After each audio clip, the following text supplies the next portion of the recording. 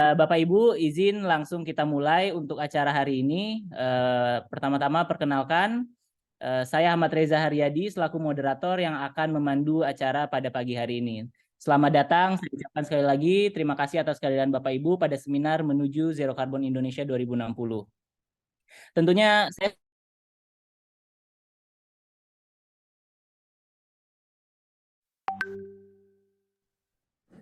Oke, tentunya saya senang sekali pada kesempatan ini, pada pagi hari ini bisa bertemu Bapak Ibu semuanya dan kita akan membicarakan tentang sebuah topik yang tentunya ini sangat penting dan pada waktu belakangan ini tentu ini sangat hangat untuk diperbincangkan, yaitu tentang zero carbon. Apalagi belakangan kita tahu bahwa Pak Presiden Jokowi baru saja meresmikan bursa efek karbon gitu, penjualan karbon. Jadi tentu topik terkait zero carbon ini sangat hangat untuk diperbincangkan.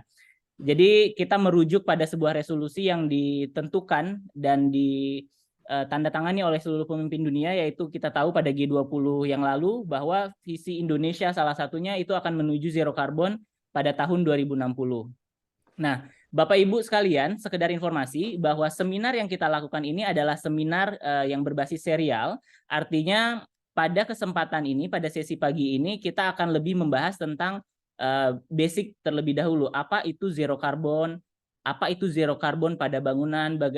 Itu yang akan kita bahas terlebih dahulu. Namun pada sesi-sesi seminar selanjutnya kita akan membahas bagaimana penerapan zero carbon itu sendiri, teknik-teknik apa saja yang akan membuat sebuah bangunan itu menjadi zero carbon, dan tentunya nanti kita juga akan menghadirkan bintang tamu lainnya. Nah, pada kesempatan pagi ini kita tentunya akan mendapatkan bintang tamu yang cukup luar biasa, yaitu di sini ada Mbak Rima Ginanjar. Jadi izin saya spotlight agar Bapak Ibu bisa melihat di layarnya berdampingan dengan materi. Ya, jadi sekedar saya bacakan untuk portofolio dan CV dari Mbak Rima sendiri. Mbak Rima Ginanjar dikenal sebagai Zero Carbon Expert in Building. Beliau menyelesaikan masternya di University of Liverpool di Inggris, yaitu mengambil master di Sustainable Environmental Design in Architecture, yaitu arsitektur yang memang fokus ke zero carbon building. Selanjutnya S1-nya juga sebelum itu diselesaikan di Curtin University di Perth, Australia. Kita juga bisa lihat di sini untuk experience-nya Mbak Rima sendiri juga menjadi delegasi dari Indonesia untuk join di UEA World Congress Architecture di Copenhagen, Denmark, kemudian menjadi keynote speaker di Grow Summit Kuala Lumpur, Malaysia. Selanjutnya juga join rapat koordinasi khusus pemerintah Kota Makassar, juga melakukan decarbonization program saat ini yang sedang berjalan itu bersama BUMN Hutama Karya. Selain itu notable works-nya sendiri Mbak Rima yaitu bersama tim dari Rima Ginanjar Arsitek telah meng-create sebuah stadium atau lapangan bola yaitu di Kediri, dan juga sempat mengerjakan low carbon animal conservatory untuk KLHK, Kementerian Lingkungan Hidup, serta juga RSUD Bekasi menuju zero carbon. Berikut CV-nya Mbak Rima. Selain itu Mbak Rima juga gencar untuk bersilaturahmi dan tentu menyuarakan tentang zero carbon, mendapatkan kesempatan untuk bertemu bersama Menteri PUPR Bapak Basuki, juga bersama Ibu Siti Nurbaya Menteri KLHK. Jadi dari situ Mbak Rima menyampaikan tentang concernnya terhadap zero carbon tadi, termasuk salah satunya seperti bersama Kementerian KLHK tadi mulai mendevelop, mempurpose terkait konservatori untuk binatang tadi. Selain itu Mbak Rima juga fokus untuk meng-share knowledge-nya itu ke kampus-kampus di sini, kampus-kampus di dalam negeri, juga even di luar negeri, tentunya agar zero carbon ini bisa tersebar kepada seluruh lapisan masyarakat. Jadi tidak hanya pemangku kepentingan atau pemerintah, tapi semua masyarakat, lapisan masyarakat.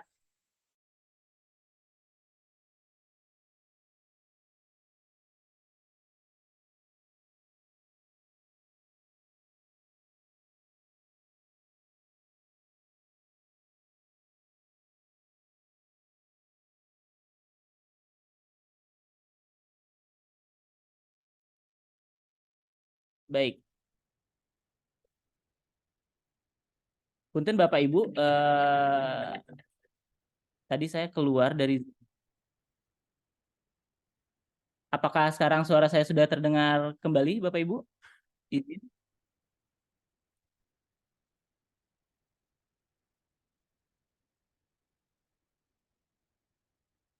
Oke, sudah terdengar kembali Bapak Ibu? Mbak Novi, Mbak Amri, bagaimana suara saya? Sudah terdengar. Oke, terima kasih. Izin Bapak Ibu melanjutkan. Jadi memang Mbak Rima ini sangat aktif menyuarakan tadi agar memang zero carbon ini bisa terdengar di semua lapisan masyarakat. Jadi tidak hanya pemerintah atau pemangku kepentingan, tapi juga masyarakat seperti mahasiswa dan pengusaha ataupun ibu rumah tangga lainnya. Jadi memang Mbak Rima ini sangat gencar untuk menyuarakan zero carbon tadi itu sendiri. Berikut juga program dekarbonisasi yang dilakukan oleh Mbak Rima di Hutama Karya, yaitu penurunan karbon, bagaimana Hutama Karya Tower Building-nya yang di Cawang dan juga Tol Jor S di TB Simatupang itu yang diturunkan karbonnya. Ini adalah salah satu bentuk upaya nyata yang dilakukan Mbak Rima beserta tim untuk bisa menurunkan karbon di seluruh Indonesia. Baik, tentunya di sini setelah hadir bersama kita Mbak Rima Ginanjar. Selamat datang Mbak Rima, apa kabar? Pagi, Assalamualaikum. Selamat Waalaikumsalam. pagi, Bapak Ibu. Terima kasih sudah hadir di seminar kali ini. Baik, terima kasih Mbak Rima. Jadi memang pada kesempatan ini kita pengen mengulik lebih lanjut nih Mbak Rima. Berdiskusi lebih dalam tentunya supaya kita semua di sini yang hadir bisa mendapatkan insight gitu. Apa sih zero carbon itu atau gimana sih zero carbon di building seperti itu Mbak Rima. Mungkin kita bisa langsung memulai aja ya Mbak Rima ya supaya kita bisa langsung nih dapat ilmu-ilmunya. Ya, Mbak Rima, mungkin pertama-tama boleh dong tolong ceritakan nih kepada kita semua yang hadir di sini partisipan, bagaimana sih latar belakangnya Mbak Rima ini sampai bisa terjun ke bidang sustainable architecture atau zero carbon building itu Mbak Rima. Boleh di-share Mbak Rima.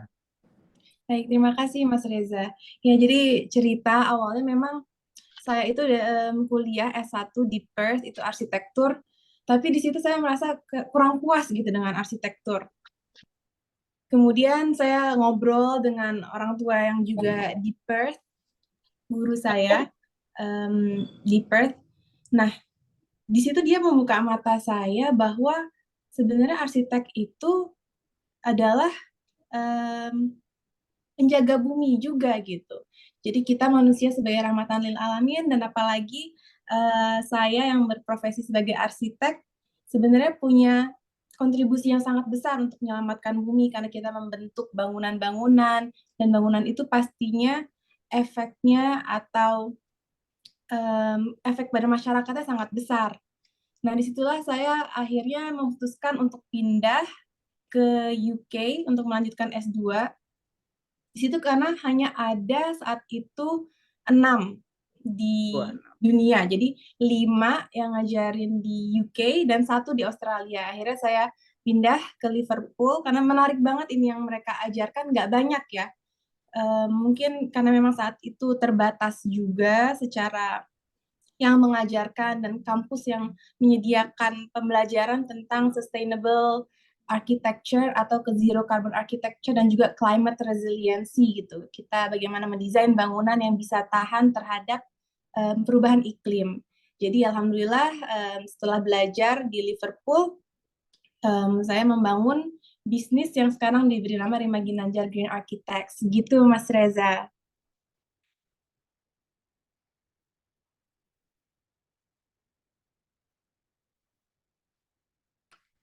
wah, luar biasa sekali Mbak Rima. Terima kasih. Jadi ternyata Apa suara saya pada saat terdengar? itu hanya ada beberapa kampus saja ya yang memprovide tentang zero carbon tadi itu sendiri ya.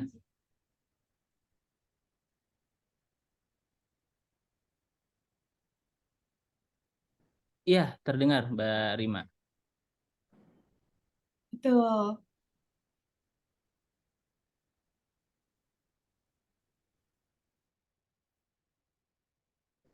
Ya seperti agak nge-lag ya waktu em, pembicaranya nih.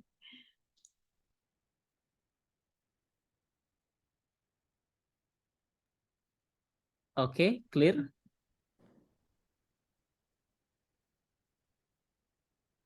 Ya, jadi Mbak Rima mungkin kita ke pertanyaan selanjutnya ya.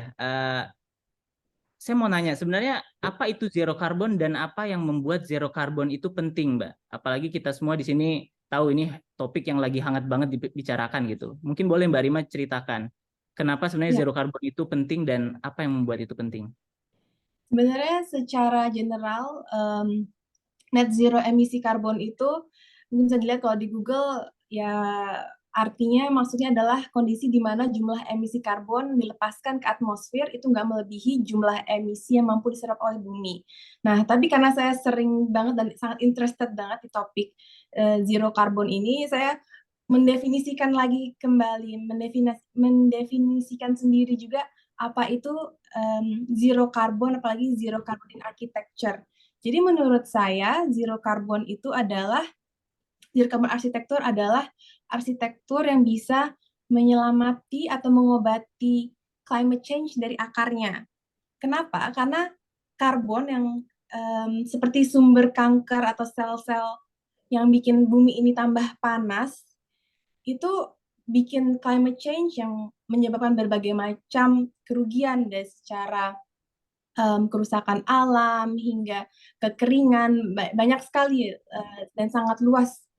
Jadi semua orang yang saat ini tinggal di bumi, sayangnya kita tidak akan bisa lari dari climate change. Jadi kita harus menghadapi climate change. Jadi menurut saya zero carbon ini adalah bagaimana kita mengatasi climate change. Oh, Nah, oke. menurut saya climate change atau global warming ini ya, dan sebenarnya saat ini udah bukan global warming lagi, tapi di Juli lalu UN Secretary General bilang ini sudah global boiling, jadi udah Wah, mendidih gitu. Udah bukan global climate warming. change lagi, bukan pemanasan global, tapi ini udah kita sudah go past beyond that, kita udah melewati climate change, tapi kita di era global boiling. Memang mungkin kita terasa banget ya sekarang di Indonesia udara panas sekali dan banyak Hmm. sekali memang orang jadi sakit, anak-anak jadi sakit, rumah sakit penuh gitu ya dengan berbagai macam penyakit pernafasan dan lainnya. Nah, ini ada kita nyiapin video apa sih yang terjadi jika climate change itu atau global temperature itu naik 2 sampai 3 derajat Celcius aja. Boleh di-play? Silahkan. Children born today are up to 7 times more likely to face extreme weather than their grandparents. If global temperatures do rise by 3 degrees, what would their world look like?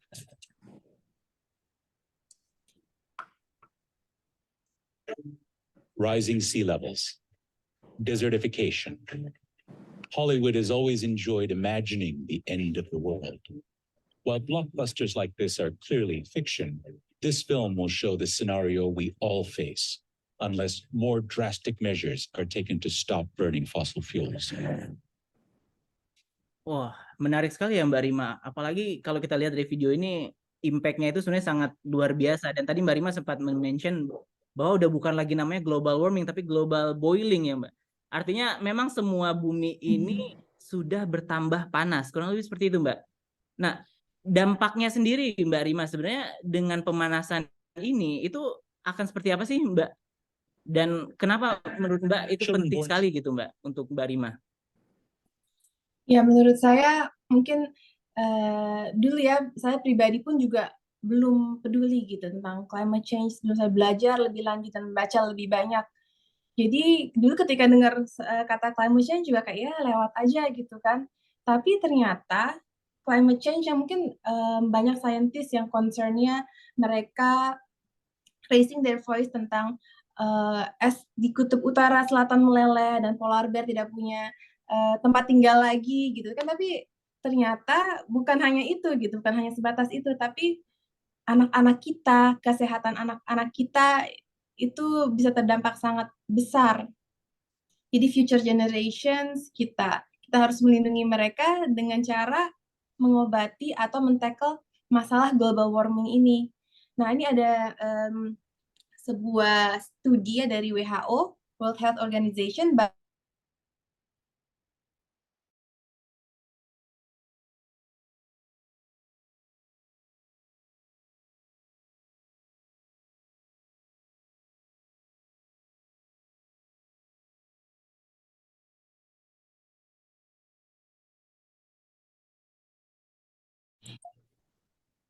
Oke, saya sudah balik lagi ya. Tadi sepertinya saya terpental ya.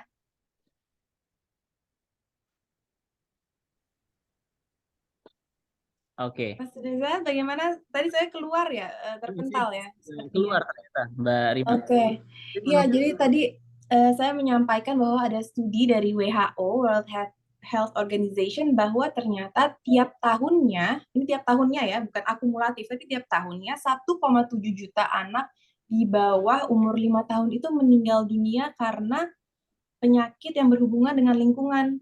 Jadi ada yang meninggal karena banyak sekali yang meninggal karena penyakit pernafasan, diare, dan juga akhirnya bayi yang lahir secara prematur. Jadi ternyata dampaknya itu ya ke kita sendiri gitu, yang kita mungkin rasa mungkin belum muncul kepeduliannya tentang climate change dan apa sih yang pemerintah di luar sana suarakan tentang climate change dan kenapa mereka concern banget. Nah ternyata masalahnya adalah ini nasib kita gitu, nasib future generations kita, anak-anak kita, keluarga kita. Jadi nggak jauh-jauh di kutub utara atau selatan atau lainnya gitu. Nah, memang mungkin dari zaman dulu ya gitu bahasanya, bencana alam itu memang ada. Tapi di video tadi kita bisa lihat bencana alam atau bencana alam yang ekstrim itu bisa lebih sering gitu terjadinya. Jadi cucu kita, anak-anak kita bisa merasakan bencana alam lebih sering dibandingkan kita. Mungkin kalau kita cuma sekali dalam 5 tahun mereka bisa merasakan bencana alam yang ekstrim, itu akan terjadi lebih sering. Begitu Mas Reza. Oke, ternyata penting sekali ya Mbak ya, apalagi Ya, untuk begitu Bapak Ibu. gitu ya. Ini Memang makanya saya sangat semangat banget untuk hari ini juga menyampaikan kepada Bapak Ibu, semoga kita bisa menemukan passion kita untuk menyelamatkan bumi.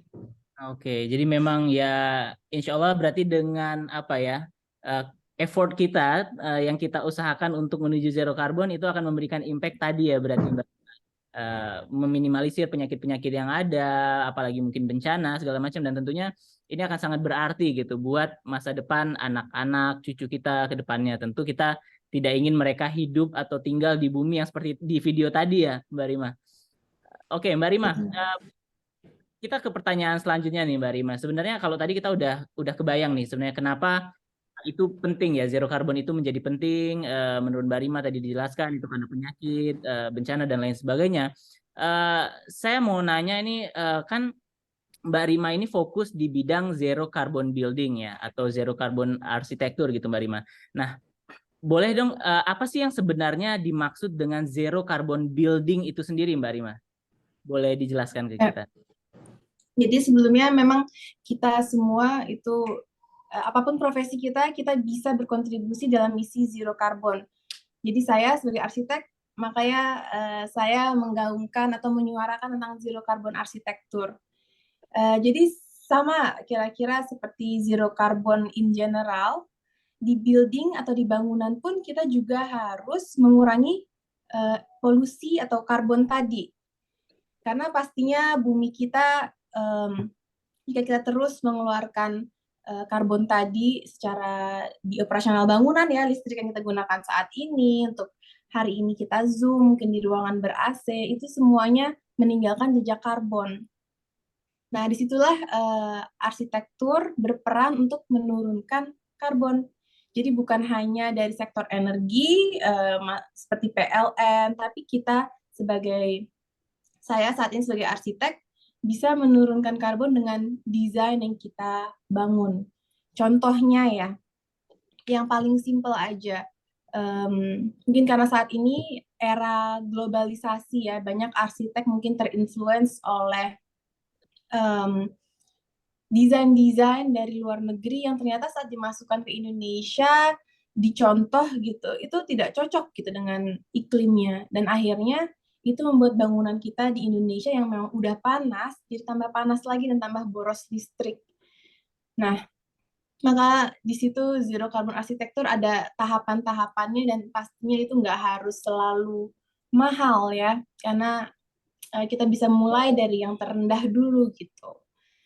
Nah, mungkin di sini ada Bapak Ibu mungkin pekerjaannya ada di hospital atau di rumah sakit, bisa juga berkontribusi untuk penurunan karbon. Jadi siapapun bisa.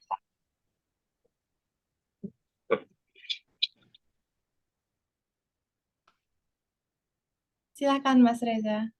Mbak, terkait ini gedung zero carbon sendiri Mbak, mungkin bisa dijelaskan lebih lanjut seperti apa sih kira-kira contoh-contoh gedung zero carbon sendiri?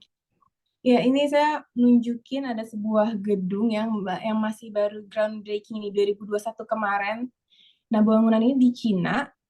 Jadi ternyata dia tuh bukan hanya zero carbon, tapi dia gedung office pertama yang 5-0 gitu. Jadi zero carbon, zero water, zero energy, zero waste juga, dan zero formaldehyde itu semacam gas rumah kaca juga. Nah, bangunan ini menjadi apa ya, contoh gitu ya bagi lingkungannya, bagi negara Cina sendiri juga bahwa zero carbon building itu possible. Nah, sama juga seperti di Hong Kong juga sudah punya gedung zero carbon yang pertama. Nah, kita di Indonesia sedang berusaha ya agar kita bisa menyampaikan ide zero carbon building ini dan semoga suatu saat bisa terrealisasi agar sektor bangunan itu arahnya sudah mulai ke zero carbon gitu. Jadi kita sudah kita harus ya benar meninggalkan bangunan konvensional karena mereka bangunan-bangunan konvensional itu kantor-kantor yang saat ini belum green apalagi zero carbon itu menghabiskan energi saat operasionalnya itu sangat tinggi gitu. Contohnya di kantor saya di Menara 165 itu satu gedung tower 165 itu bisa menghabiskan 500 juta tiap bulannya kira-kira ya. 500 juta per bulan gitu untuk listrik. Bayangkan kalau kita bisa menghemat 50% aja dari operasional karbon atau dari energi listrik itu. Jadi dikalikan 5 tahun dan bayangkan gila banyak banget gedung-gedung yang bisa menghemat 50% aja. Berapa yang bisa kita save gitu sebenarnya untuk menyelamatkan bumi kita, uang yang bisa kita simpan untuk urusan kemanusiaan lainnya gitu, Mas Menarik Reza. sekali, Mbak Rima ya. Jadi memang tadi kalau kita menuju zero carbon, artinya kita bisa mengefisiensikan energi tadi dan cost tadi ya, Mbak Rima. Apalagi tadi disebutkan Mbak Rima contoh gedung apa SCG Tower Zero Plus ini ya di Shanghai ini. Artinya dia benar-benar hidup dari dirinya sendiri ya gitu ya Mbak Rima. Airnya dengan water treatment systemnya dia mengolah langsung menggunakan energinya tidak lagi dari energi konvensional. Artinya kalau masa depan kita seperti ini, ya berarti sangat mungkin gitu ya untuk kita mendapatkan lingkungan yang sehat, apalagi kita tidak menggunakan fosil fuel yang terus merusak alam, seperti itu ya Mbak Rima ya. Jadi memang konsep zero carbon building ini menarik sekali Mbak. Benar, jadi apalagi sekarang alhamdulillah Indonesia dengan EV-nya, electric vehicle-nya sudah banyak ya insentif dari pemerintah seperti pengurangan pajak dan juga kalau di Jakarta ganjil genap mobil listrik itu boleh gitu ya, nggak masalah dengan ganjil genapnya. Nah, di bangunan itu belum ya memang saat ini insentif-insentif seperti itu, tapi ya that's the future gitu. Semoga bangunan juga bisa berkontribusi untuk penurunan karbon. Jadi bukan hanya electric vehicles yang kita gunakan, tapi ketika kita sampai ke kantor atau ke rumah kita tinggal di gedung atau rumah yang zero carbon. Begitu. Begitu Bapak Ibu. Nah, Mbak Rima, yang paling menarik kan sebenarnya yang banyak muncul nih di pertanyaan bagi banyak orang banget, apalagi saya sering banget ketemu orang pasti nanyanya kalau orang memikirkan ya tentang konsep zero carbon itu apa itu? Wah, pasti mahal gitu. Sesuatu yang sustainable itu pasti mahal gitu. Nah, gimana sebenarnya pandangan Mbak Rima terhadap idea atau pemikiran yang seperti itu? Mungkin Mbak Rima boleh menjelaskan, Mbak. Ya, jadi waktu itu saat saya belajar ya tentang zero carbon, itu saya sadar gitu bahwa banyak sekali teknik-teknik yang low cost dan efisien gitu. Sebagai kita arsitek, itu no cost at all. Nah, namanya tuh pasti vernacular arsitektur. Jadi kita balik lagi ke roots kita gitu. Jadi dulu nenek moyang kita tinggal di rumah-rumah yang Jadi sebenarnya mereka tuh anti gempa juga, dan juga ventilasinya natural dan dari bahan-bahan yang rendah karbon, dari kayu ya, dan juga pasti dari kayu lokal atau dari sekitar aja, nggak jauh-jauh diimpor dari Cina gitu. Jadi itu sebenarnya sudah sangat sustainable, dan bisa dibilang dulu Indonesia rumah-rumahnya kita adalah rumah-rumah yang zero carbon gitu. Tapi sekarang dengan ya globalisasi dan juga ya globalisasi ya, terutama kita banyak mengimpor material, dan juga gedung-gedung atau rumah kita ventilasinya sudah tidak seperti dulu lagi, sudah tidak sebaik dulu karena kita memanfaatkan atau berpatok pada adanya AC gitu ya. Dan akhirnya tagihan listrik kita membengkak, dan karbonnya di Indonesia pun bertambah.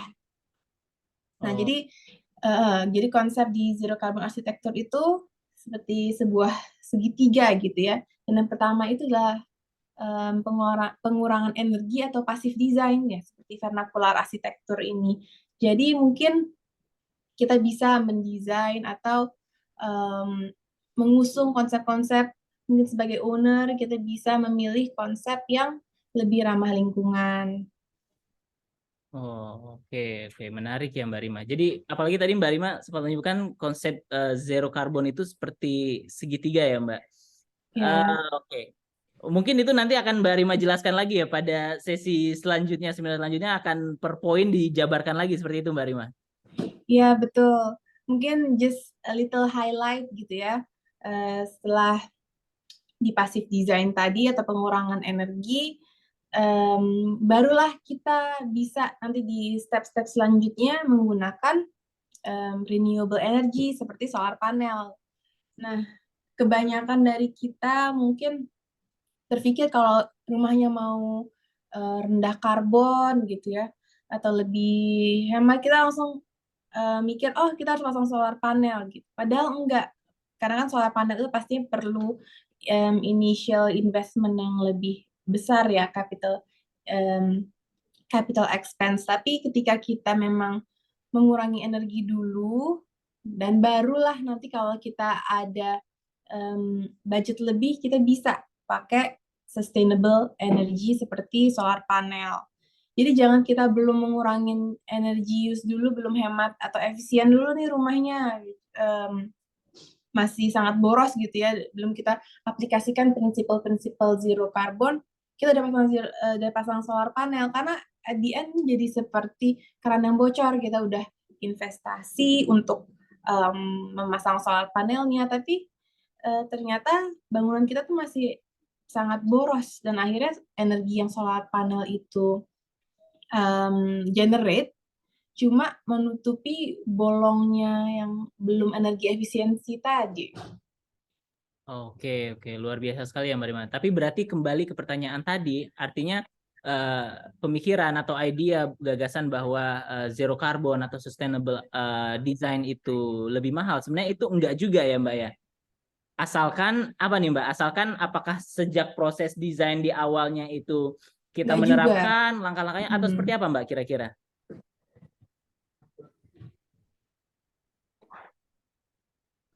Betul, jadi cost bisa sangat turun, tapi memang harus dari konsep awal sekali, dari desain awal, ketika kita ngobrol dan saling kolaborasi antara mungkin desainer dan arsitek atau owner, siapapun itu harus menginginkan dulu gitu ya, zero carbon principle tadi gitu, zero carbon design.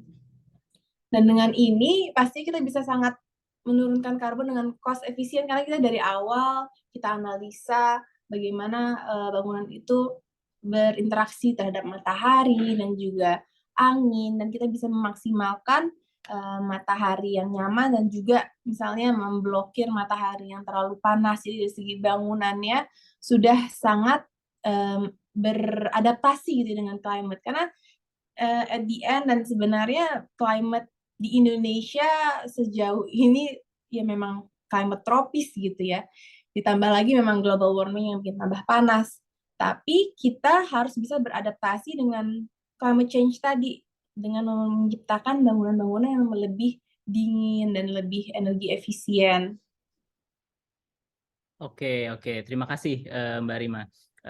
Itu cukup clear ya menjelaskan kepada kita semua. Nah, mungkin Mbak Rima boleh digambarkan atau dijelaskan lebih lanjut kepada kita semua terkait pengalaman nih atau proyek arsitektur atau interior yang Mbak Rima pernah kerjakan yang itu menuju zero carbon gitu dan paling berkesan buat Mbak Rima sejauh ini. Dan mungkin apa ya, bagaimana proyek tersebut bisa berkontribusi untuk mencapai zero carbon gitu Mbak Rima. Mungkin boleh di-share Mbak.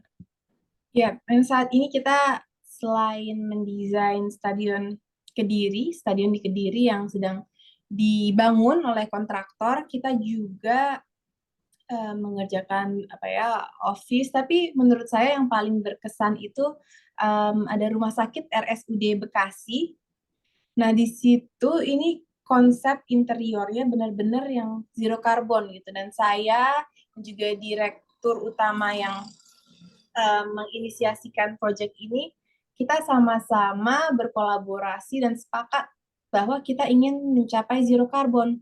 Jadi walaupun memang belum 100% zero carbon, kita mulai dari interior dulu ya, soalnya belum holistik secara bangunan, tapi kita sudah mulai perjalanan zero carbon.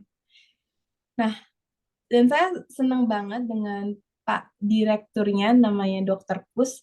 Beliau juga orangnya sangat sabar dan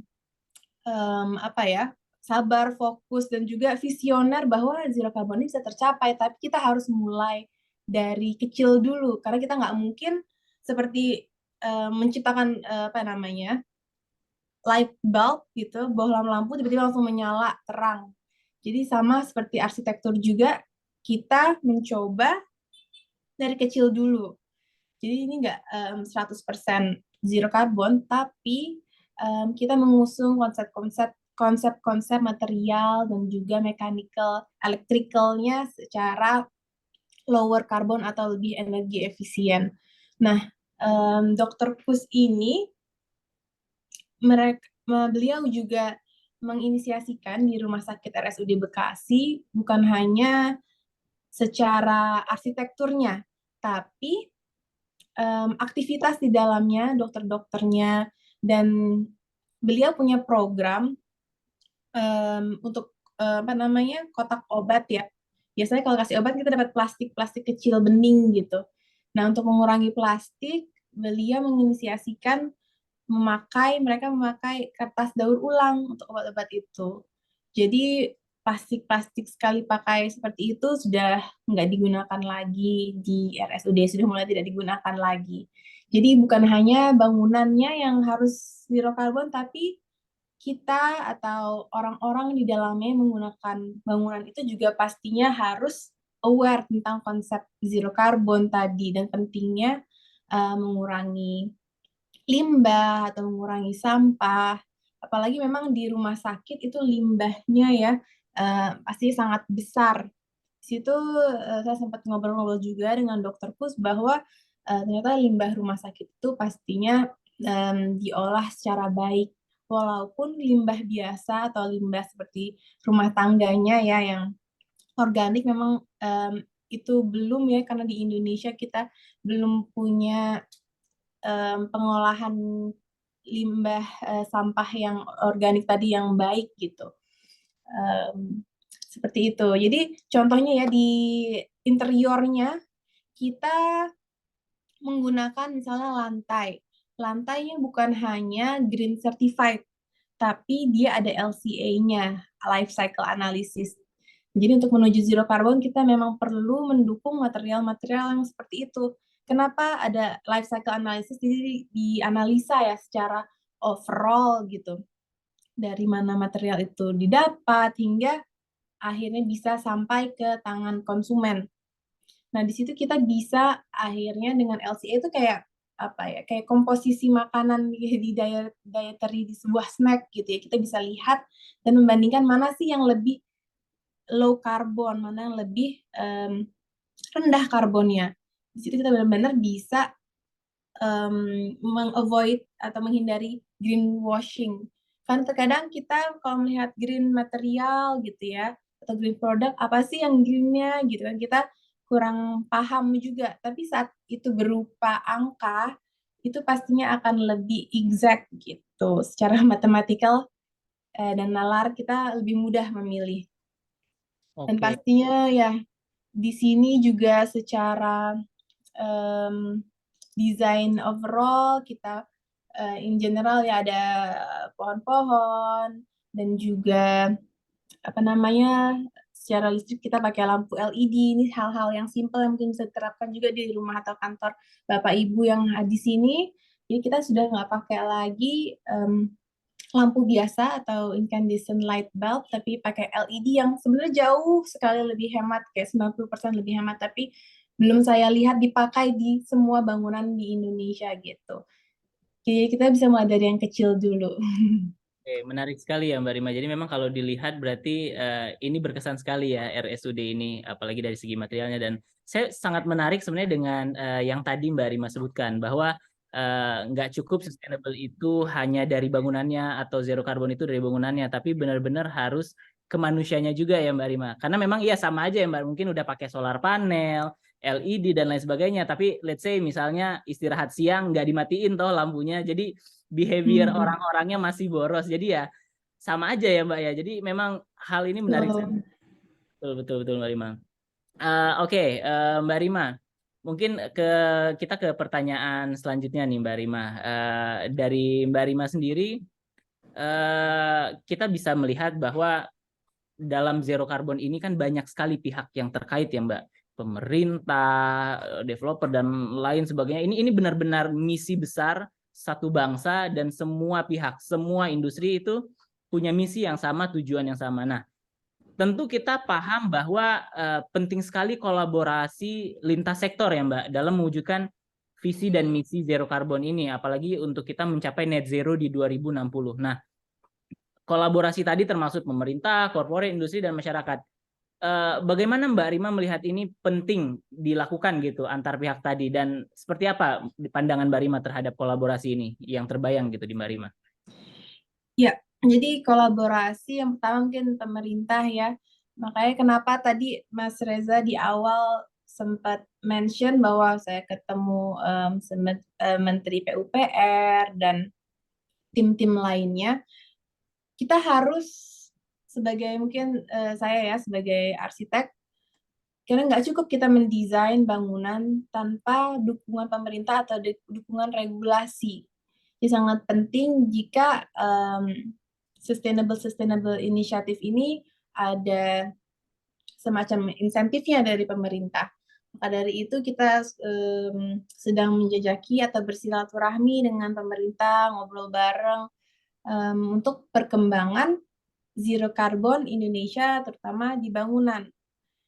Nah, kemudian untuk developer ya, developer atau owner, pastinya mereka punya apa ya, kontribusi juga yang sangat besar gitu.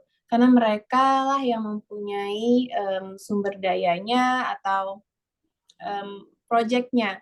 Dan terkadang arsitek mungkin nggak semuanya seperti saya yang menyuarakan tentang zero carbon, dan ketika si owner tidak meminta zero carbon, jarang sekali si arsiteknya bisa atau mau ya mempropose zero carbon gitu. Nah, apalagi ketika keduanya dari owner dan juga arsitek itu sama-sama ingin mencapai zero carbon, itu pasti akan sangat mempermudah kemajuan zero carbon arsitektur di Indonesia. Ya contohnya seperti di RSUD Bekasi tadi. Jadi yang pertama dokter Kusnya yang menginginkan awalnya green building gitu ya, mengarah ke green building. Nah, ketemu dengan saya gitu yang berfokus di zero carbon design, dan akhirnya kita bertemu dan sama-sama kita berkolaborasi yang bisa benar-benar initiate zero carbon arsitektur. Dan yang kemarin itu di RSUD Bekasi yang pertama ya, zero carbon hospital yang pertama insya Allah di Indonesia begitu. Kemudian ya apalagi ya, secara selain pemerintah, developer, dan juga pastinya vendor-vendor seperti vendor material, furniture, dan lampu, banyak banyak lainnya ya di sebuah bangunan. Jika mereka juga peduli gitu tentang zero carbon, pastinya kita sebagai arsitek punya lebih banyak opsi material-material yang green atau apalagi yang LCA. Karena memang green alhamdulillah saat ini udah banyak, tapi yang LCA itu masih hitungan jari di Indonesia. Nah, Oke. ya, jadi semoga dengan kita lebih banyak menyuarakan zero carbon, lebih banyak lagi mereka material-material atau vendor-vendor yang tertarik kepada zero carbon. Oke. Oke, terima kasih Mbak Rima. Mungkin sebelum saya lanjut nih ke pertanyaan saya ya, Mbak Rima, ini kita bisa lihat di kolom chat ada pertanyaan dari partisipan, ada Pak Nugi, ada Pak Yulianto. Saya coba bertanya dulu dari pertanyaan Pak Nugi ya, Mbak Rima. Jadi Mbak Rima, Baik. parameter apa saja yang dibuat agar terlihat sebuah operasi gedung itu sudah berkontribusi pada pengurangan karbon, Mbak? Jadi parameter apa saja yang terlihat atau mungkin dilakukan agar memang gedung tersebut bisa kita katakan sudah berkurang gitu karbonnya. Mungkin boleh digambarkan Mbak Rima. Ya, secara operasional ya di bangunan, biasanya kalau kita mau mengimplementasikan zero carbon atau energi efisiensi gitu di bangunan, itu untuk bangunan existing ya contohnya, kita bisa ngecek dulu nih, awalnya energinya per tahun itu berapa. Nah, kemudian kita mengimplementasikan parameter-parameter untuk mendukung energi efisiensi seperti dari listrik, HVAC-nya ya, atau AC gitu. Itu bisa kita cari yang lebih efisien. Kemudian parameter lainnya adalah yang terlihat biasanya kalau di green building atau GBCI atau LEED dari Amerika, mereka sama ya, green certification buat bangunan.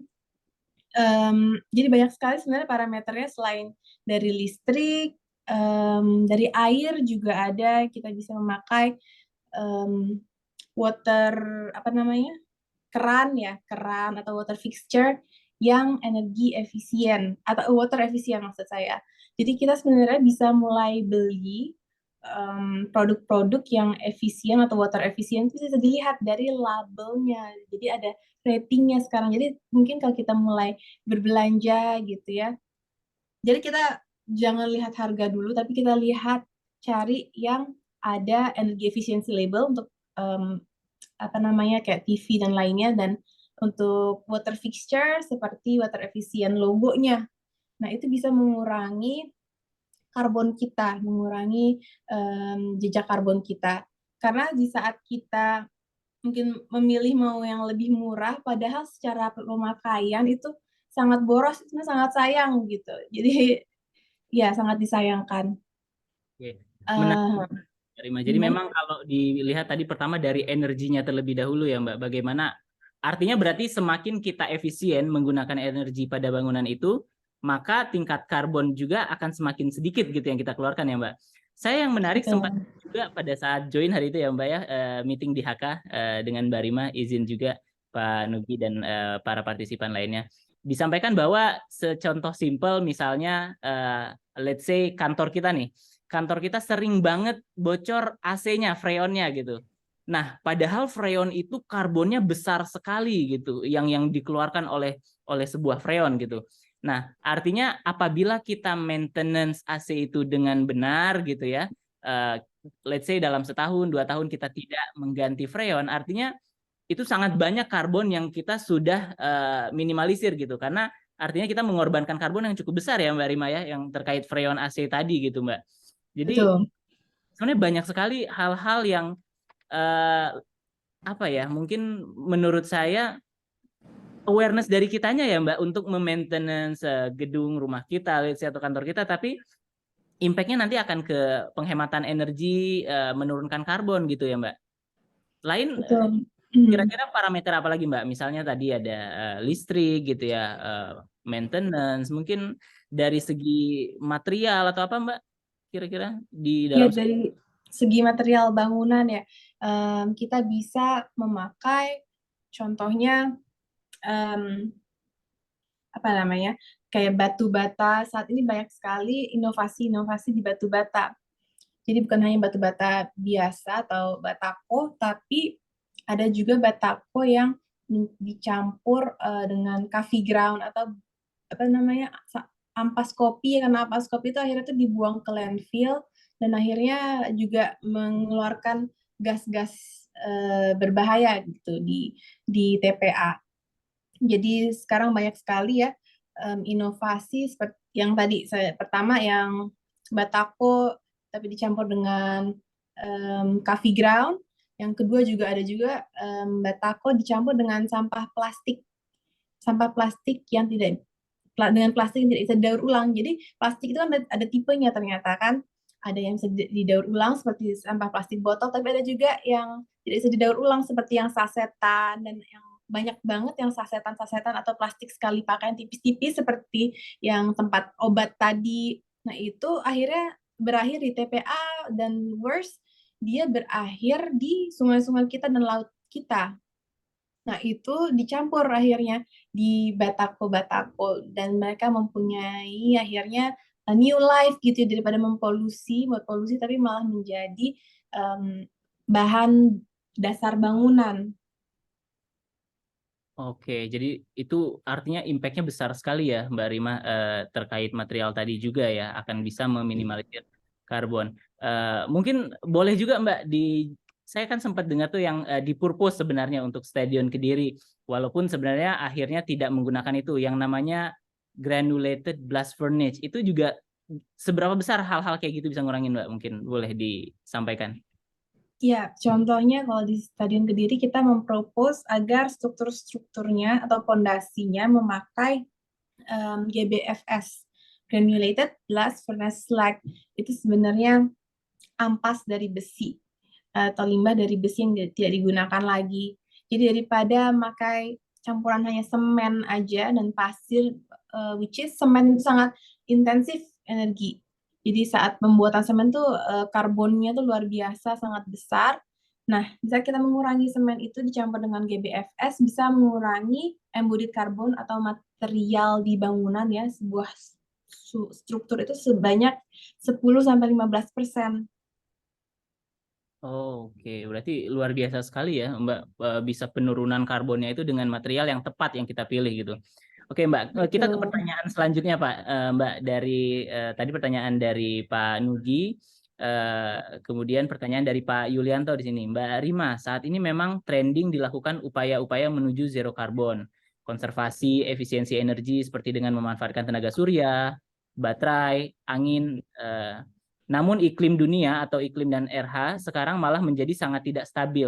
Apakah ada hubungan langsung atau tidak langsung karena maraknya penggunaan sumber dari alam sehingga menyebabkan ketidakstabilan di alam itu sendiri? Menurut Mbak, ada kaitannya nggak? Ada keterkaitannya nggak penggunaan energi alam tadi dengan ketidakstabilan alam? Kurang lebih seperti itu ya Pak Yulianto. Mungkin boleh diberikan pandangannya Mbak Rima seperti apa? Ya, mungkin maksudnya dari alam itu seperti dari coal, dari batu bara ya.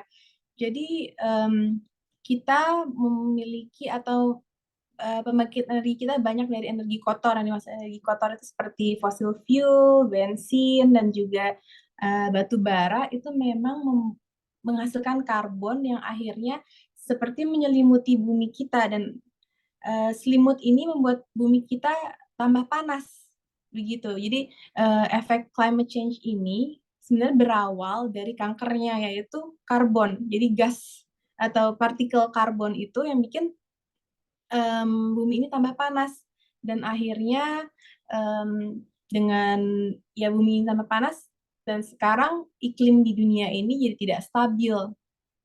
Begitu kira-kira. Nah, makanya kita harus beralih dari energi kotor atau batu bara tadi contohnya ke energi bersih seperti solar panel dan juga hydroenergi dan apa namanya air ya dari air pembangkit tenaga air itu juga lebih sustainable. Apakah menjawab Pak Yulianto? Oke, jadi berarti Mbak, lumayan. oke. Saya kan di pertambangan batu bara ya. Kita juga sekarang lagi tren penggunaan energi yang tidak tergantikan ya, seperti surya dan Tapi memang sekarang ini menurut saya kenapa iklim kerja malah tambah meningkat? Ya kan kami saja di pertambangan bisa sampai 35 derajat ya dengan relative humidity bisa sampai 84%. Nah, apakah karena itu atau memang karena energi kotor tadi ya, Bu? Terima kasih. Iya, sebenarnya dari akumulasi energi kotor yang semenjak Industrial Revolution ya, beberapa puluh tahun lalu di saat kita sudah mulai banyak di dunia pabrik dan energi listrik, tiap negara juga sudah mempunyai pembangkitnya sendiri. Karena dulu kan kita tidak punya ya di Indonesia, kita mengandalkan misalnya apa tuh namanya kayu bakar, dan itu juga hanya scale-nya atau skalanya sangat kecil. Dan sekarang kita punya pabrik-pabrik untuk pembangkit tenaga listrik yang sangat-sangat besar. Dan itu membuat dunia ini tambah panas. Maka dari itu kenapa kemarin di Paris Agreement dan juga presiden kita atau pemerintah kita mencanangkan Indonesia zero carbon 2060. Jadi mereka mempunyai target agar operasional kita secara ekonomi itu menjadi circular ekonomi yang lebih sustainable. Jadi bukan lagi ekonomi yang mengandalkan fossil fuel begitu, Bapak. Ya, mungkin ini ya memang Mbak Rima ya Pak Yulianto tadi. Kalau kita lihat sebenarnya seperti di Indonesia banyak sekali pembangkit listrik tenaga yang masih menggunakan fossil fuel, menggunakan batu bara dan lain sebagainya. Tentu dari energi kotor itu kita mengeksploit alam ya, yang artinya itu dilepaskan ke atmosfer dan artinya ozon kita berkurang dan tadi ya Mbak Rima panas bumi semakin tinggi gitu. Tapi tentunya memang kalau kita lihat, saya pernah baca Mbak Rima, Pak Yulianto. Jadi memang kenapa seperti di Copenhagen, Denmark gitu mereka bisa mengatakan bahwa kita memang melakukan zero lebih cepat dari negara lainnya karena itu tidak hanya dari vehicle-nya saja. Mungkin kalau kita di Indonesia ini kan cuma mobilnya doang, mobil listrik. Tapi padahal energi listriknya masih diambil dari energi kotor. Sedangkan untuk di negara-negara yang sudah lebih advance teknologinya tadi, mereka memang menggunakan mobil listrik, tapi energi yang diambil juga dari pembangkit listrik yang memang dari, let's say, waste to energy gitu. Kemudian tenaga angin dan tenaga lainnya, Pak ya. Mungkin sekedar pandangan saya ya, Mbak Rima, itu akan sangat membantu. Tapi memang sekarang berhubung di mayoritas penduduk atau negara-negara itu masih mengeksploit alam dari energi kotor tadi, makanya sebenarnya kita masih ada impact ke bencana, pemanasan, dan penyakit-penyakit lainnya. Tapi mungkin di saat nanti kita sudah benar-benar pure transisi ke energi terbarukan, tentunya itu akan sangat meminimalisir dan mungkin bahkan menghentikan impact-impact negatif dari bencana-bencana tadi ya Mbak Rima. Ya, betul. Menambahkan mengenai tadi ya waste to energy. Ada di Copenhagen ya, mereka sebenarnya bukan hanya memanfaatkan wind energy. Jadi di coastline mereka, di pesisir mereka karena anginnya kencang, mereka punya wind energy, tapi mereka nggak hanya bergantung pada wind energy, karena kan wind energy atau matahari itu sebenarnya mereka tidak bisa memprovide listrik kepada kita 24 jam, karena angin ada waktunya, matahari juga keluar ada waktunya. Nah, di sana mereka punya waste to energy, energy generation. Jadi pembangkit listriknya berasal atau energinya dari sampah incinerator yang dibakar, tapi itu menjadikan energi bersih. Kenapa energi bersih? Karena sampah yang biasanya kita buang ke TPA dan akhirnya juga mengeluarkan gas metan ya yang sangat tinggi, karbonnya itu juga sangat berdampak sangat luar biasa pada atmosfer bumi kita. Nah, daripada mereka buang ke TPA, akhirnya life cycle tadi itu, jadi yang circular loop namanya, ekonomi sirkular. Jadi dibandingkan mereka at the end mati di landfill, berakhir tidak punya next life lagi, tapi akhirnya dibawa ke waste to energy generator tadi dan menjadi energi untuk Copenhagen.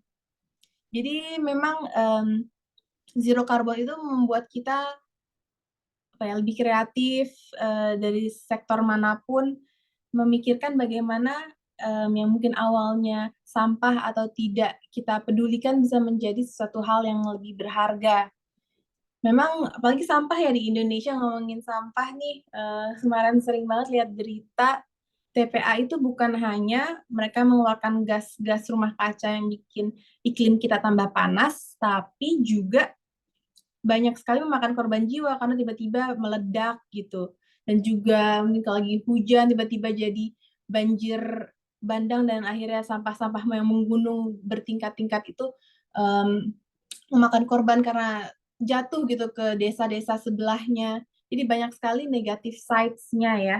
Nah, jadi sustainability atau zero carbon kali ini kita ingin mentransisikan yang dulu kita energi kotor menjadi ke energi bersih. Tapi bukan hanya kita mentransisi ke energi bersih, tapi di mana transisi itu kita harus memikirkan masyarakat juga gitu, mengikutkan masyarakat dalam percakapan ini.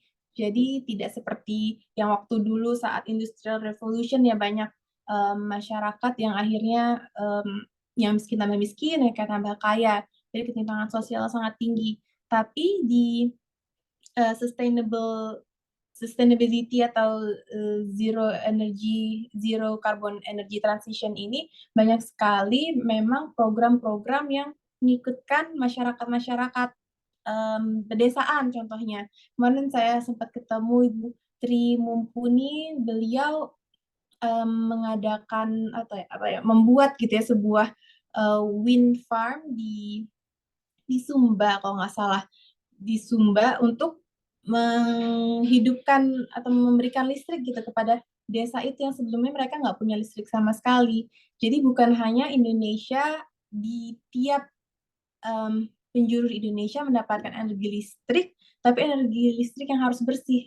Jadi PR kita saat ini bukan hanya pastinya memberikan energi yang equal kepada orang-orang di pedesaan seperti kita di kota, tapi mereka juga harus mendapatkan energi itu yang bersih. Karena kalau kita memberikan energi yang kotor gitu ya dengan coal tadi atau batu bara, itu bisa mendapatkan efek negatif pada bumi dan akhirnya kepada kita semua, pada anak cucu kita, kesehatan kita, yang pastinya sudah memakan banyak sekali nyawa begitu. Oke, terima kasih Mbak Rima. Cukup clear ya tadi gambaran yang diberikan. Jadi saya pengen nanya juga nih Mbak, sebenarnya gimana sih cara kita untuk bisa meningkatkan kesadaran masyarakat, terutama kan masyarakat umum nih, tentang betapa pentingnya zero carbon ini, atau kenapa bangunan yang zero carbon itu penting. Dan mungkin Mbak bisa kasih saran atau apa ya, masukan gitu. Kalau tadi kan untuk masyarakat, kenapa penting, kenapa mereka penting, dan kepada misalnya pemilik properti, pengembang gitu ya, apa sih saran masukan Mbak Rima kepada mereka? Iya, terima kasih Mas Reza. Jadi kalau saran saya sih, kita memang harus membangun kesadaran pada diri kita sendiri ya mungkin dengan ya ikut seminar hari ini atau membaca, atau mungkin kalau kita zaman sekarang kan Instagram kita memfollow ya apa namanya akun-akun yang memang arahnya mengedukasi kita gitu untuk bagaimana hidup lebih sustainable, bagaimana mengurangi energi kita, penggunaan energi kita di rumah, bagaimana mengurangi sampah. Nah, kita bisa sekali mulai dari hal kecil. Dan kita memang harus mulai dari hal kecil. Karena nggak mungkin kita tiba-tiba mencapai hal besar sebelum hal-hal kecil ini dilakukan. Contohnya aja memang rumah ya, mungkin kita rumah itu energinya tidak memakan sebesar gedung-gedung tinggi atau office-office tower. Tapi secara akumulasi di Indonesia sendiri, rumah itu kontribusi terhadap 14% pada pengeluaran karbon di Indonesia. Jadi dampaknya sangat besar di rumah-rumah kita. Jadi bayangkan saat semua ya sebagian besar orang di Indonesia sudah mulai paham atau care tentang penurunan karbon, pasti energi di rumah-rumah itu bisa sangat turun. Jadi kita nggak hanya punya penurunan secara korporasi ya pemerintahan, tapi jangan lupa di rumah kita sendiri kita juga bisa mulai, karena itu masih ada dampaknya ya sebesar 14% tadi di Indonesia. Oke, luar biasa sekali. Nah, masukan Mbak atau saran Mbak bagi pengembang atau properti itu seperti apa Mbak mereka? Agar mereka fokus ke sini itu seperti apa? Menurut saya kita bisa mulai dengan mengkonsepkan zero carbon ya, zero carbon untuk bangunan. Jadi ketika masyarakat tinggal di sebuah gedung atau bangunan yang punya konsep zero carbon, berapapun penurunan karbonnya ya, mungkin 60% dulu, 70, bahkan alhamdulillah 100, itu bisa kita dekatkan ke masyarakat. Jadi saya juga sempat propose sebuah zero carbon market. Jadi traditional market yang mengusung konsep zero carbon. Kenapa harus traditional market gitu? Bukan hanya lagi gedung-gedung tinggi, karena masyarakat-masyarakat seperti kita pasti sangat dekat atau berinteraksi gitu di ya jual beli di pasar tradisional, dan semua kalangan pun banyak yang ke pasar. Jadi saat kita mulai mengimplementasikan zero carbon di rumah di apa namanya, di market, di pasar, mereka bisa mulai paham pentingnya penurunan karbon atau belajar dari di gedung itu. Jadi mungkin di pasar tradisional tersebut yang mengusung konsep zero carbon, mereka bisa sudah mulai memisahkan sampah-sampah mereka, kemudian di sana dijual buah-buahan dan sayuran lokal dari penduduk setempat gitu ya, area-area yang tidak jauh, karena itu pastinya lebih rendah karbon. Jadi Oh, kita mungkin kalau di supermarket ya, kita tiba-tiba ada buah atau anggur dari Cina, itu sebenarnya bukan hanya mahal, tapi juga mahal secara jejak karbonnya sangat tinggi. Karena mereka perlu mentransport makanan itu jauh-jauh dari Cina, dan transport pastinya apalagi pesawat meninggalkan jejak karbon yang sangat tinggi. Jadi saat kita mulai makan makanan lokal, itu juga mengurangi karbon, begitu. oke, Itu Mbak Rima. contoh-contoh aja ya. Wah, keren banget ya Mbak Rima. Ini pertanyaan terakhir nih dari saya Mbak Rima. Sebelum kita masuk ke nanti mungkin ada pertanyaan dari para partisipan Bapak Ibu yang hadir sekalian. Menurut Mbak Rima pribadi nih, apa sih tantangan terbesar atau tantangan utama bagi Mbak Rima di perusahaannya, di firm arsiteknya itu untuk merancang sebuah bangunan yang zero carbon di Indonesia? Boleh di-share ke kita Mbak Rima? Ya, untuk mendesain bangunan zero carbon itu sebenarnya tantangan terbesar adalah mindset ya. Jadi kita sebagai zero carbon consultant dan arsitek, kebanyakan kita berusaha mengedukasi, mengedukasi entah itu kliennya sendiri dan juga para vendor yang terlibat itu untuk mengarah ke zero carbon, dan itu pastinya kita sebagai manusia perlu komunikasi ya. Kita makhluk sosial, kita harus sosialisasi. Itu adalah salah satu tantangan yang besar karena perlu memakan waktu, sedangkan terkadang proyek arsitektur itu terkendala di time management yang memang sudah sangat ketat. Tapi ini challenge yang sangat seru sih buat saya, karena mungkin ya saya juga ada hobi mungkin ya untuk educating atau sharing knowledge. Sebenarnya tantangan tersebut menjadi sebuah apa ya, nilai lebih gitu untuk saya. Oke, luar biasa. Baik, terima kasih Mbak Rima. Mungkin di sini dari para partisipan, Bapak Ibu semuanya, apakah ada yang ingin mengajukan pertanyaan kepada Mbak Rima? Boleh raise hand atau diketik atau langsung di unmute dan bertanya.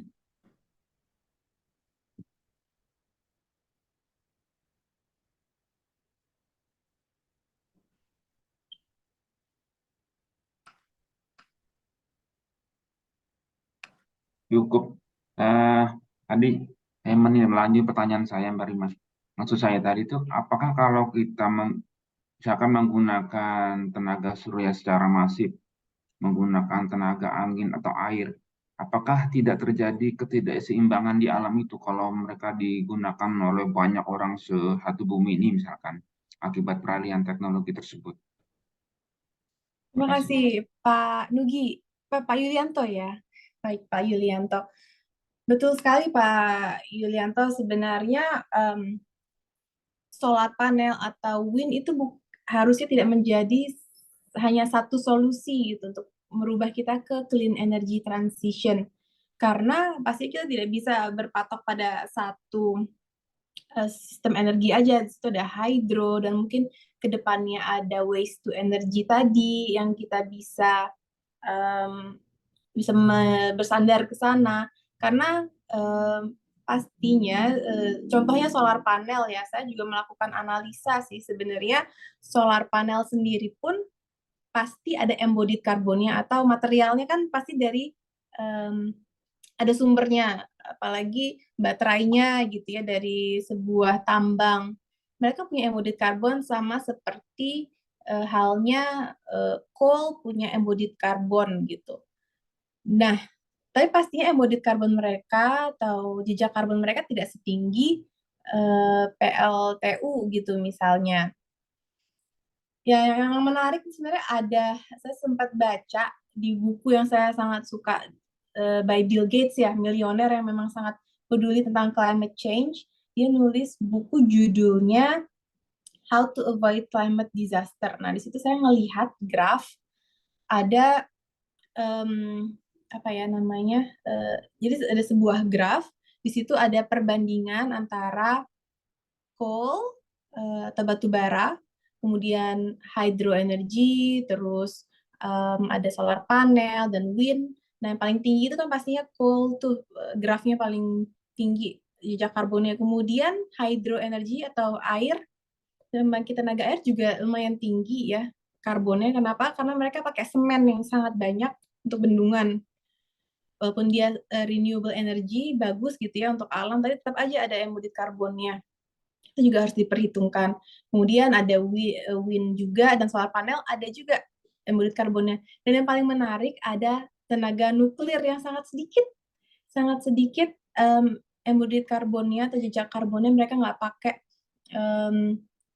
banyak ya, nggak pakai banyak untuk pembangunannya dan lainnya dan sangat efisien. Ternyata nuklir itu sangat sedikit efeknya terhadap lingkungan. Tapi balik lagi, nuklir mempunyai seperti paradigma negatif oleh masyarakat yang karena film-film atau tentang Chernobyl tadi. Tapi ternyata sebenarnya kalau nuclear power itu dia energi bersih yang sangat efisien dan bisa mengsokong energi kita secara 24 jam, nggak seperti matahari atau wind. Tapi ya tentang nuklir tadi itu akan menjadi mungkin sesi kita yang lainnya karena saya mau mengundang Prof. Evi, beliau adalah ahli nuklir. Mungkin di situ kita bisa sama-sama belajar tentang nuklir. Oke, menarik sekali ya Mbak Rima. Jadi memang sebenarnya meskipun hydropower atau tadi solar panel itu lebih efisien, tapi sebenarnya tetap ada karbonnya ya Mbak. Cuma mungkin memang Betul. dengan pemanfaatan kita terhadap alam, let's say mungkin Pak Yulianto, matahari yang memang sebenarnya sudah diberikan Allah Tuhan gitu ya, memang untuk kita gunakan gitu. Jadi harusnya sih lebih less impact ya dibanding kita merusak alamnya gitu mungkin. Oke, mungkin dari yang lain Bapak Ibu ada yang ingin bertanya kah?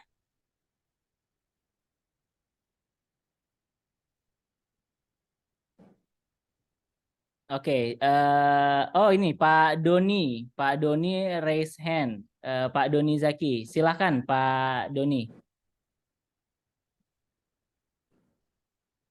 Iya, selamat pagi Mas Reza dan Mbak Rima.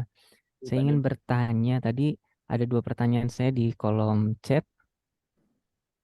Kemudian masih ada pertanyaan lain atau mau langsung saja semua Boleh. pertanyaannya digabung? Silakan Pak Doni, langsung Ya. saja. Pertanyaan yang ketiga setelah di kolom chat, untuk sekarang kan sektor-sektor tertentu itu ditargetkan untuk penurunan karbon. Jadi 29%-nya dari secara nasional ya. 41%-nya itu dunia. Nah, itu kan dibagi beberapa sektor. Ada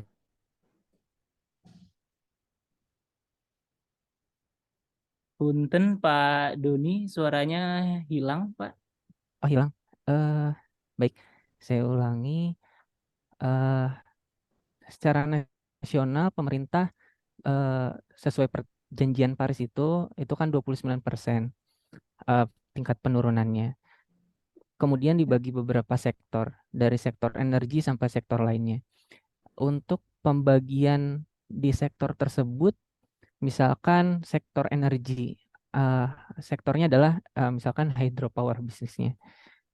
Itu berapa tingkat batas atas dan batas bawah untuk karbonnya, dan dari mana kita bisa mengetahui atau dari dokumen apa kita bisa tahu setiap tingkatan sektor itu. Itu yang pertama.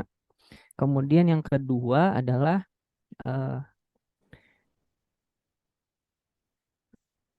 tentang roster of expert. Nah, roster of expert ini apakah dia adalah pihak yang diberi wewenang dan bisa bekerja di salah satu perusahaan, misalkan di perusahaan Mbak Rima dan Pak Reza, tapi dia juga bisa mengeluarkan sertifikat, ataukah dia harus independen untuk mengecek atau mengukur jejak karbon tersebut, dan apakah dia adalah hanya mengukur atau sekaligus sebagai validator atau verifikator. Sudah itu saja. Terima kasih Mbak Rima dan Mas Reza. Terima kasih Pak Doni. Ya, mungkin dari Mbak Rima ada yang ingin disampaikan terlebih dahulu. Ya, mengenai macam-macam sektor tadi, sebenarnya secara garis besar kan kalau di Indonesia kita mau mencapai zero carbon 2060. Nah, di tahapannya itu di 2030 sekarang kita kira-kira harus turun sebanyak 31%. Sebenarnya itu adalah regulasi atau plan pemerintah secara garis besar ya. Dan itu belum turun ke misalnya BUMN atau swasta atau perusahaan-perusahaan swasta. Nah, itu sebenarnya harus turun, dan perusahaan-perusahaan swasta atau BUMN tadi sendiri mereka harus membuat laporan dulu memang. Contohnya seperti mungkin untuk menjawab pertanyaan Bapak, saya buat case study aja seperti yang saya jalankan di HK. Karena saat ini mereka di HK contohnya mereka sendirilah yang menentukan mau turun berapa persen, karena belum ada sebenarnya kewajiban yang saklek oleh pemerintah sebuah perusahaan itu harus turun berapa persen. Nah, jadi mereka menentukan sendiri, kita sedang membuat reportnya, ada namanya MSCC dan lainnya. Jadi intinya report yang kita buat berdasarkan GHG protokol, GHG protokol atau Greenhouse Gas Protocol. Itu secara internasionalnya ya. Jadi kita sedang membuat report itu, dan itu digunakan untuk mengukur berapa emisi karbon perusahaan itu. Nah, setelah kita mempunyai data itu, kita bisa tahu baseline-nya perusahaan itu berapa, dan di tahun berikutnya barulah kita mulai penurunan karbon berdasarkan baseline yang kita tentukan saat ini. Jadi semua sebenarnya harus memulai membuat report tentang zero carbon.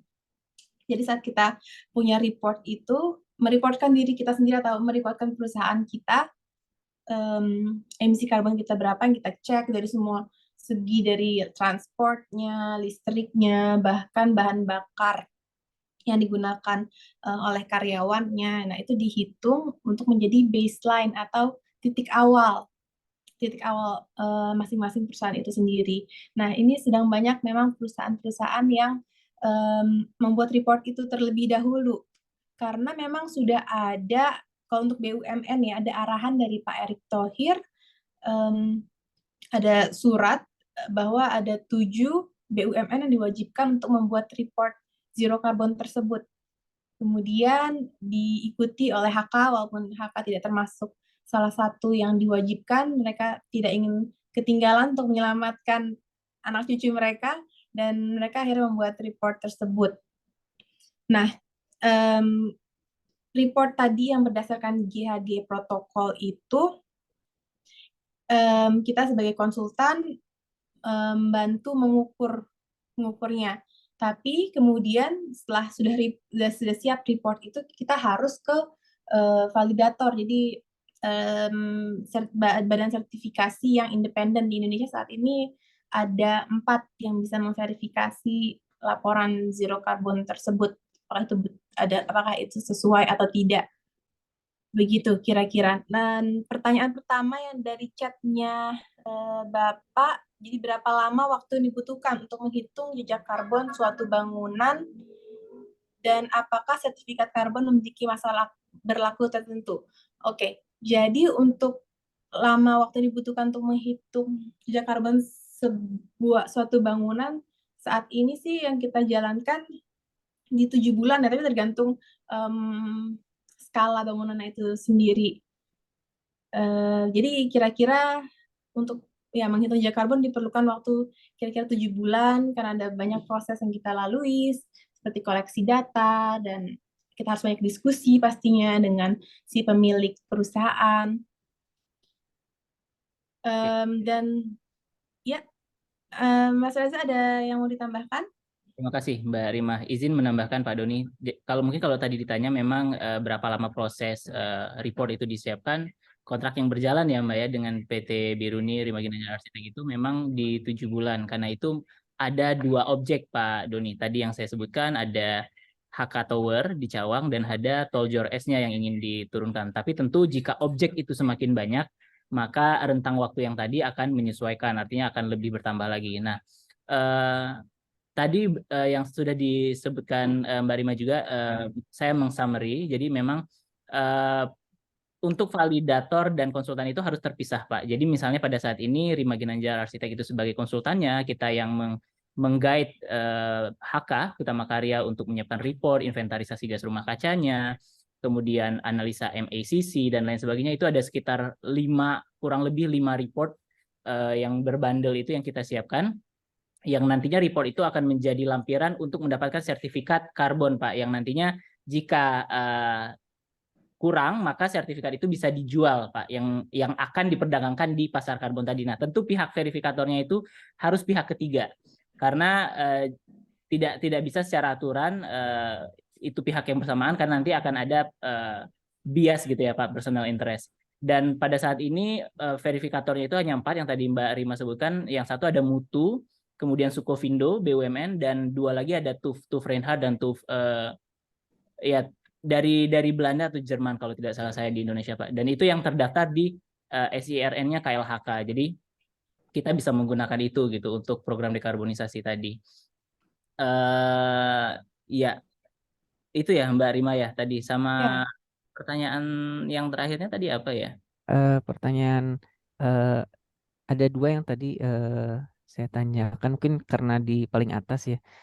Itu pertama, yang ketiga adalah saat ini kan ada roster of expert di mana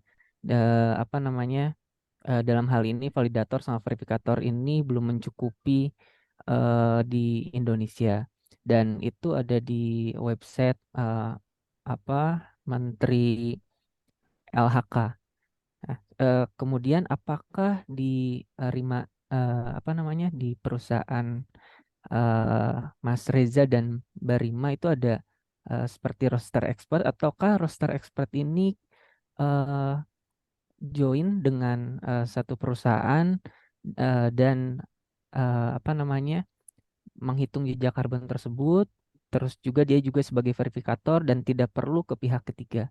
Itu pertanyaan ketiga. Yang terakhir adalah tentang apakah di luar Indonesia semua bangunan termasuk rumah dan gedung mengukur jejak karbon mereka, atau apakah ini hanya berlaku untuk perusahaan? Sekian. Terima kasih Mbak Reza dan Mbak Rima.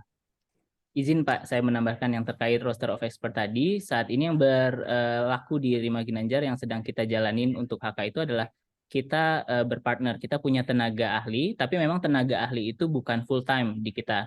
Jadi dia juga menjalankan di luar, tapi kita menggunakan tenaga ahli. Nah, tapi dengan tadi tenaga ahli, tetap Pak, untuk kita ke verifikatornya, kita tidak bisa menggunakan pihak internal atau mungkin yang apa ya, let's say di satu partner kita gitu atau di sekeliling kita, karena verifikator tadi hanya ada 4 tadi Pak, yang saya sebutkan ada Mutu, Sukovindo dan TUF Reinhardt dan satu lagi TUF juga. Jadi antara konsultan dan verifikator itu harus benar-benar terpisah.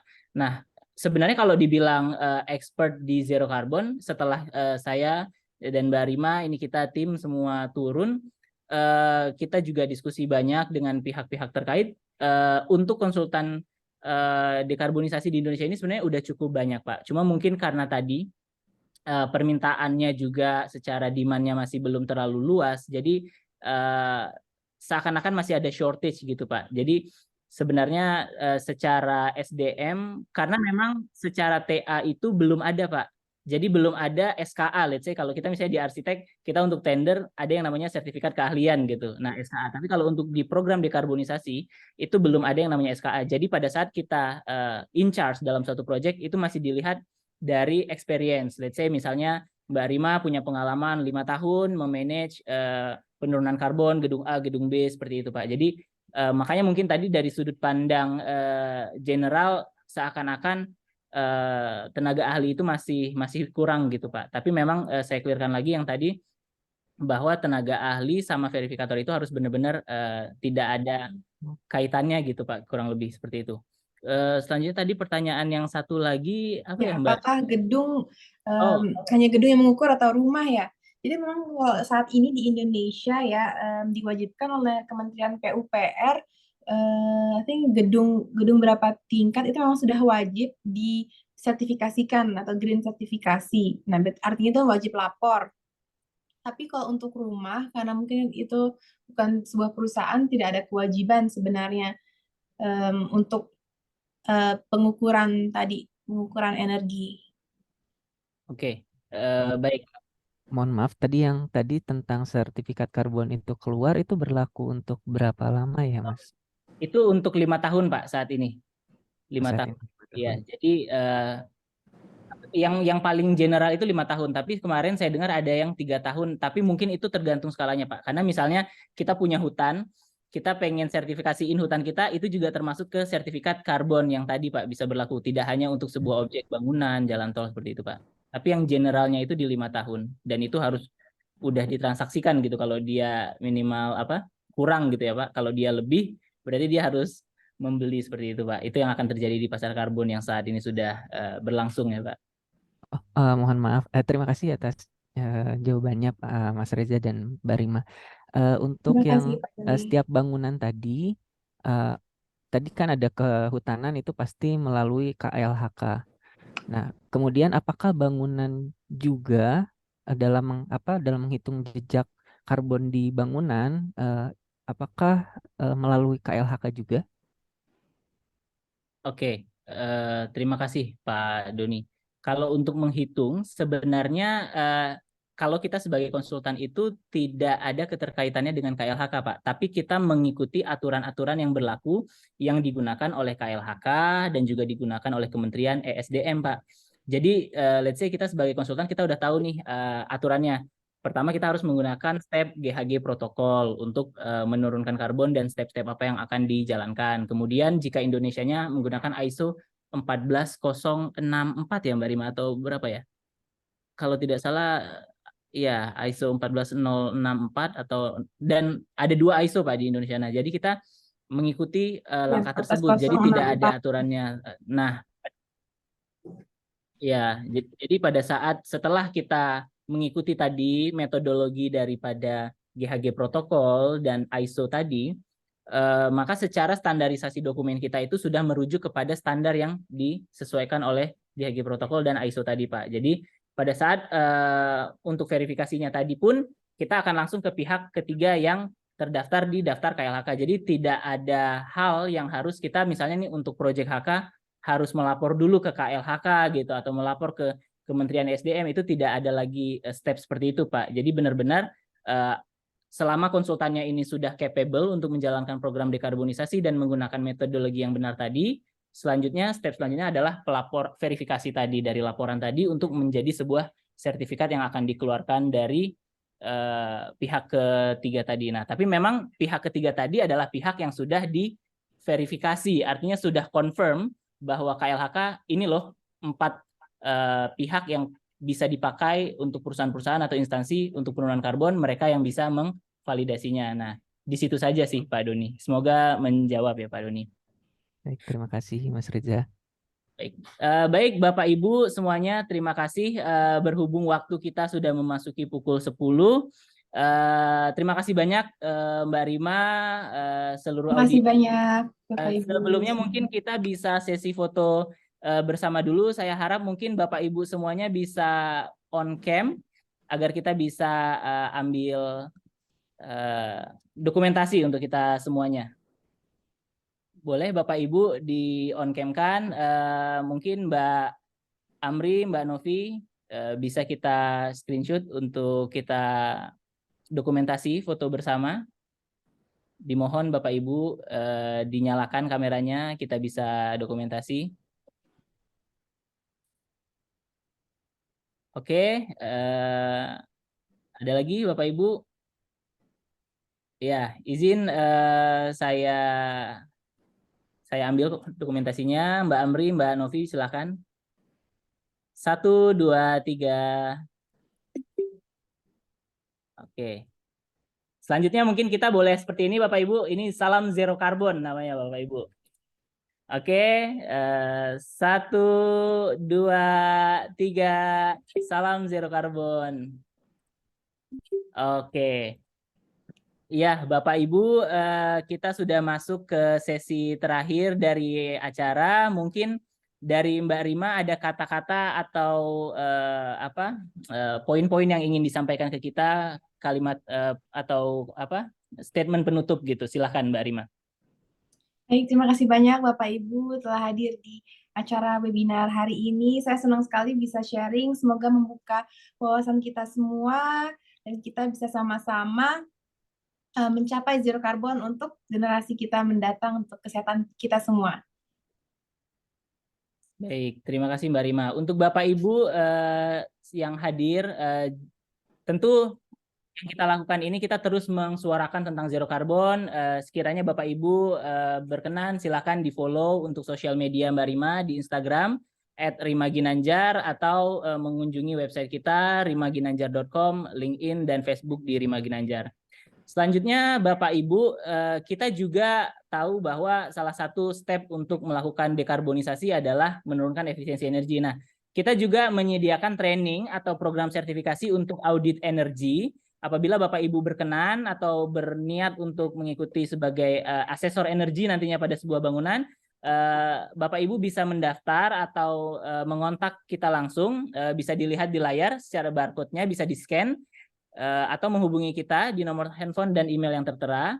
Kemudian apabila Bapak Ibu juga ada rencana untuk menjalankan program dekarbonisasi nih, seperti yang tadi kita sampaikan yang telah kita lakukan di HK, Bapak Ibu apabila di perusahaannya ingin melakukan program dekarbonisasi, penurunan karbon, sekiranya bisa hubungi kontak yang tertera di layar Bapak Ibu sekalian.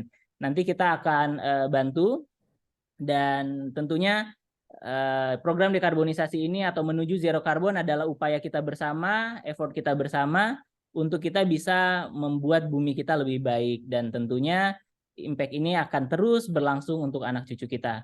Bapak Ibu juga sekiranya berkenan untuk memberikan feedback dari barcode yang ada di layar, atau mungkin Mbak Amri bisa dikirimkan ke kolom chat untuk link feedback atau link kontak us. Selanjutnya sebagai penutup, izin saya putarkan sebuah video, yaitu video untuk komersial dari Rima Ginanjar Arsitek. To keep our earth healthy becomes our duty.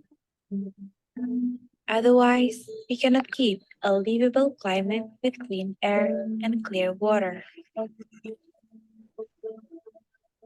After all, we only borrow earth from our children. Look deep.